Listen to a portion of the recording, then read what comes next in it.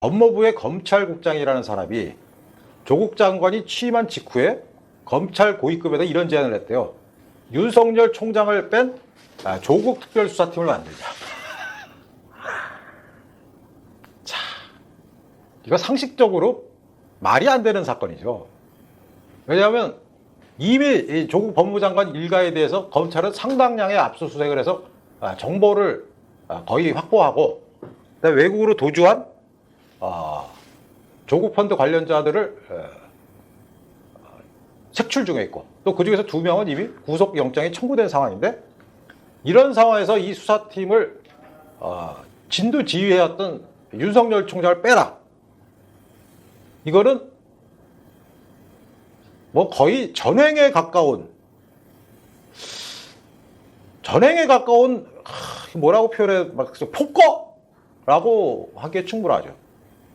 이 법무부 검찰국장이 제안한 특별수사팀은 문무일 전 검찰총장이 재임하던 시절 그 강원랜드 특별수사처럼 총장이 별도의 수사지휘나 보고를 받지 않는 방식의 수사팀이라고 합니다. 그런데 이제 이 제안을 받은 윤석열 총장은 단호하게 이 사실을 거부했다.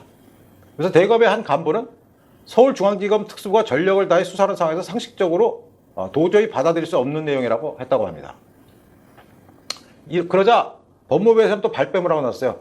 과거에도 별도 수사팀을 구성한 전례가 있어서 아이디어 차원에서 의견을 교환한 것이라면서 그 과정에서 법무부 장관에게 보고된 사실은 없다고 했다고 합니다. 이 해명은 말이 안 되죠. 만일에 법무부 장관에게 보고를 안 했다면 법무부 검찰국장이라는 분은 조국 장관에게 아첨이나 아부를 하기 위해 이런 발상을 했다는 한심한 인물이 될 것이며, 만일 보고를 했는데도 안 했다고 거짓말을 했다면 위증이 될 것이고, 또 하나는 보고를 했다면 조국 장관이 사실상 추인이나 시인을 인정을 한 거나 마찬가지이기 때문에 이건 장관의 그 공정성, 공평성을 의심받게 하기에 충분한 것입니다. 조국 장관이 법무부 장관에 들어서자마자 이렇게 검찰에 대해서, 자신을 수사하고 있는 검찰에 대해서 외압을 가하기 시작한 것은 정말 그 국민들이 보기에도 상당히 위험하기 짝이 없는 일입니다. 그뿐이 아닙니다. 여기 기사 보시면은요, 조국 장관을 임명하자마자 인사권으로 검찰을 통제한다고 하더니 실제로 인사권을 행사했습니다. 장관 취임 당일날 검찰개혁 추진 지원단이라는 것을 구성하도록 지시를 했는데요. 민변 출신의 황희석 단장에 이종근 차장검사를 합류시켜서 벌써부터 조국 일가를 수사하고 있는 검사들의 좌천 인사를 하는 것이 아니냐라는 예측도 나오고 있습니다.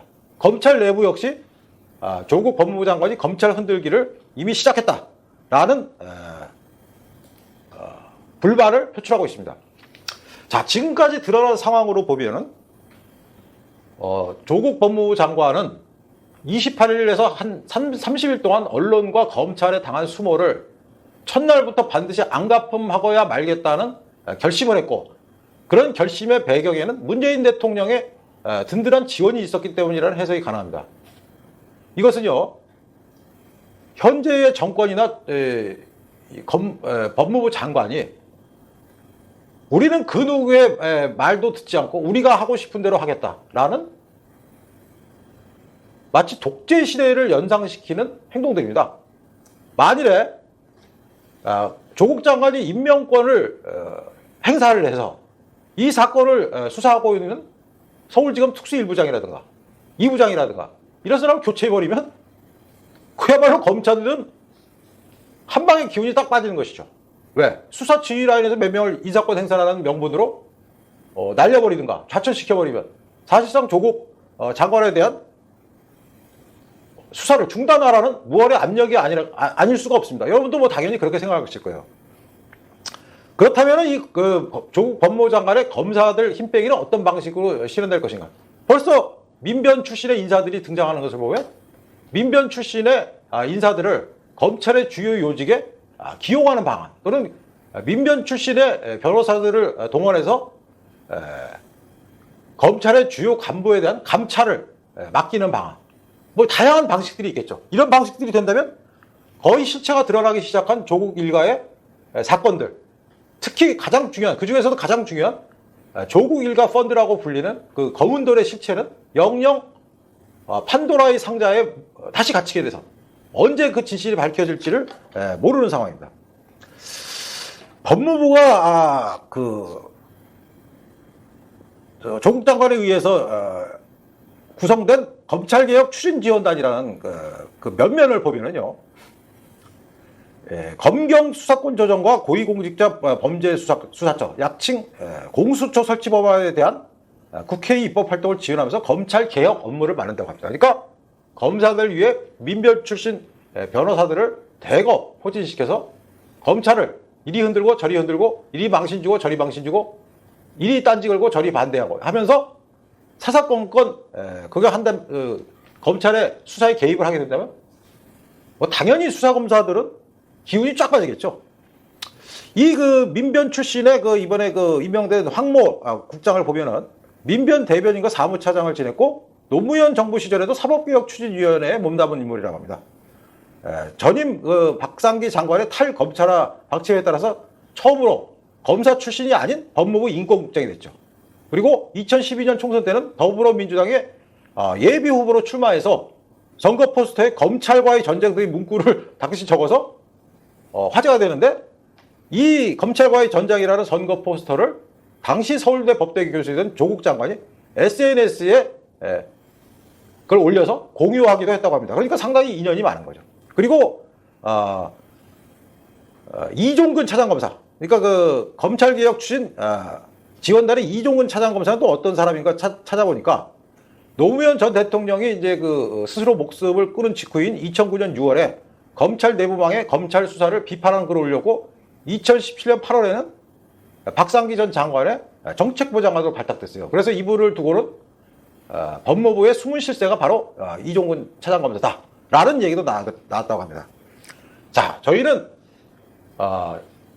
제가 다른 방송이나 이 방송에서 누누이 말씀을 드렸지만 조국 장관이 천신만고 끝에 법무부 장관에 올라서면서 세간의 화제는 조국 법무부 장관과 윤석열 검찰총장의 본격적인 대결이 언제 시작될 것이냐라는 데 관심을 맞춰줬죠. 저는 디지털조선 TV에서 10일 날 녹화한 방송에서는 이런 것이 서로 상대방을 향해서 살기가 가득 담긴 공격을 해오지 않은 한 두 사람이 정면 충돌을 하는 것은 아직은 시기상조다. 그리고 적어도 올해 연말에까지는 그런 모습이 연출되지 않을 것이라고 얘기를 했는데, 불과 그 방송을 녹화한 지 하루가 지난 오늘 9월 11일, 지금 현재 시간은 오전 10시 42분입니다.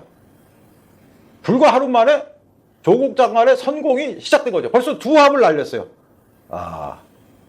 검찰개혁 추진지원단을 친노 친문 인사로 구성해서 검경 수사권 조정이라든가 고위공직자 비리수사처를 신설하는, 또 패스트트랙 법안을 빨리 처리하도록 지원하는 기구를 하나 만들었고, 법무부 검찰국장을 통해서 윤석열 총장을 뺀 조국 일가 수사팀을 구성해 보는 게 어떠냐고 제의를 했다고 합니다. 이 두 가지 제안은요, 조국 장관이 그동안 당한 수모를 선제 공격으로 한번 만회해서 검찰의 반응을 본 뒤에 서서히 강도를 높여가면서 윤석열 검찰총장을 옥죄어가는 그런 공격을 하리라는 신호탄이라고 보셔도 무방할 것 같습니다.